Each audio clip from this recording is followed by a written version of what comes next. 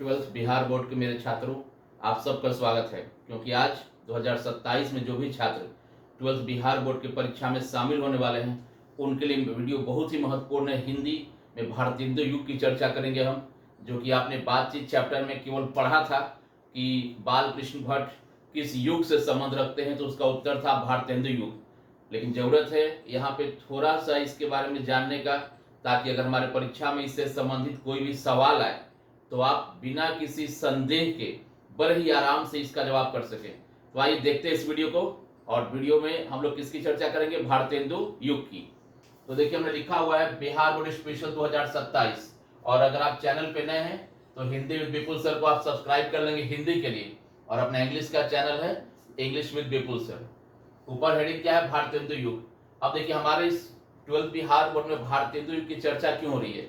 क्योंकि जो अपना पहला अध्याय है दिगंत किताब का बातचीत के जो लेखक हैं, निबंधकार हैं, बालकृष्ण भट्ट जी हैं। और उनके बारे में आप सब ने ये पढ़ा है, सब ने रटा है कि वो किस काल के थे, तो आधुनिक काल। और उनका युग कौन सा था? तो भारतेंदु युग। तो इसीलिए हमने भारतेंदु युग के ऊपर एक छोटा सा आपको वीडियो बना दिया, ताकि आपका जो ज्ञान है, जो नॉलेज है, वो और बृहद हो सके। और आप एग्जाम में आने वाले हर परीक्षा में जो भी प्रश्न आएगा उसका उत्तर बिना किसी परेशानी के कर सके।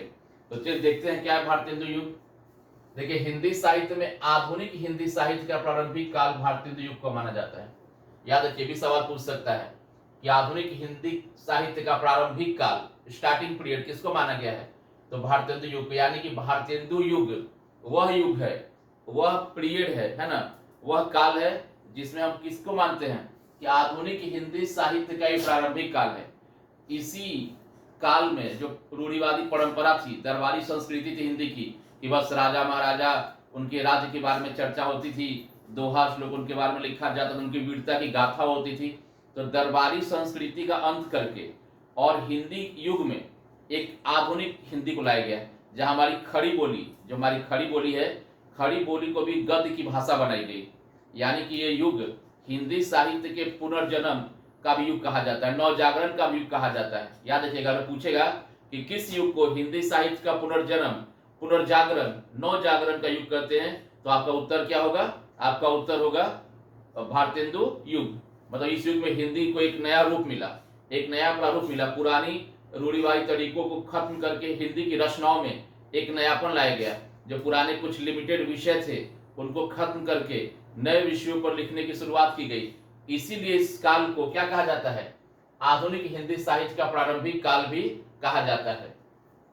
सन 1868 से 1900 तक के समय को मुख्यतः यह युग माना जाता है। अब देखिए, आप बहुत सारे बच्चे बोलेंगे सर हमने तो देखा कि 1850 से 1900 है, कोई 1855 से है ना 1890 तक है। तो मैं आपको बता दूं कि बिल्कुल आप सही है, क्योंकि भारतेंदु युग का जो काल है ये कब से कब है, इसको लेकर विभिन्न बहुत सारे मत है ना। लेकिन मुख्य रूप से जो इसको माना गया है वो 1868 से 1900 तक माना गया है। हालांकि कई जगह आप देखेंगे, आपने बुक्स वगैरह में देखेंगे तो 1850 से 1900 भी दिया हुआ है। तो इसलिए आप परेशान ना हो, है ना। इसमें मत बहुत ज्यादा है, तो मेरे हिसाब से ऐसा सवाल परीक्षा में नहीं पूछेगा। लेकिन फिर भी एक नॉलेज जान लीजिएगा कि ज्यादातर यही दोनों ज्यादा चर्चा में है, 1868 से 1900 और 1850 से 1900 का काल। तो दोनों ध्यान रखना है, अगर इनकेस पूछे तो आप बता सकते हैं। हालांकि मत है, इस अभी भी 3-4 और तारीख समय है, जिसमें कोई कहता है कि 1855 से है, कोई कहता है 1850 से 1885 है, कोई कहता है 1855 से 1880 तक है, कोई कहता है 93 तक है। तो बहुत सारा इसमें मतभेद है। लिख लिया मैंने, इसीलिए समय को लेकर मत अलग अलग है। 1850 से 1900 बहुत सारे मत हैं। इस युग को हिंदी नवजागरण का दौर भी कहा जाता है। देखिए, अभी मैंने बोला ना आपको कि इसको हिंदी का पुनर्जागरण, है ना। देखिए, पुनर्जागरण नवजागरण एक ही बात होती है। याद रखिएगा कि भारतेंदु युग को हिंदी साहित्य के नवजागरण का या पुनर्जागरण का काल भी कहा जाता है। याद रखिएगा, हिंदी साहित्य के नवजागरण या पुनर्जागरण का काल किसको कहा जाता है? भारतेंदु युग कहा जाता है।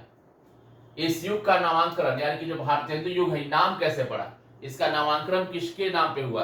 तो हिंदी साहित्य के, आधुनिक हिंदी साहित्य के जनक, जिनका नाम था भारतेंदु हरिश्चंद्र, उन्हीं के नाम पे इसका नाम पड़ा है भारतेंदु युग। देखिए लिखा हुआ है, इस युग का नामांकन प्रमुख हिंदी साहित्यकार भारतेंदु हरिश्चंद्र, किसके? भारतेंदु हरिश्चंद्र जी के नाम पर हुआ है। तो याद रखिएगा भारतेंदु युग का नामांकन किसके नाम पे हुआ है? तो हिंदी साहित्य के प्रमुख साहित्यकार, हिंदी साहित्य के प्रमुख स्तंभ भारतेंदु हरिश्चंद्र जी के नाम पर भारतेंदु युग का नामांकन किया गया है। भारतेंदु हरिश्चंद्र जी को आधुनिक हिंदी साहित्य का जनक, देखिए मैंने बताया ना, क्योंकि इसी काल से आधुनिक हिंदी साहित्य का प्रारंभिक काल है, तो इस काल को आधुनिक हिंदी साहित्य का शुरुआती काल भी कहा जाता है और भारतेंदु हरिश्चंद्र को आधुनिक हिंदी साहित्य का जनक भी कहा जाता है। तो आपसे सवाल पूछ सकता है कि आधुनिक हिंदी साहित्य का जनक किसको कहा जाता है?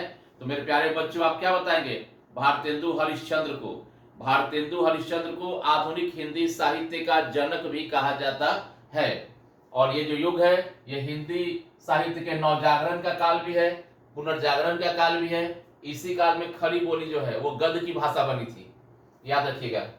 देखिए इस युग में खड़ी बोली, गद्य का विकास तेज हुआ, मतलब जैसे नाटक, निबंध, उपन्यास, इन सब का विकास तेज है। जैसे मैंने पीछे आपको बताया कि जो दरबारी संस्कृति हिंदी का ना, वो सब खत्म करके नयापन लाया गया, सामाजिक मुद्दों पर बात किया गया, समाज सुधार का मुद्दा बात किया गया, भाषा का विकास कैसे हो, पत्रकारिता का विकास कैसे, इन सब मुद्दों पर इसमें चर्चा की गई।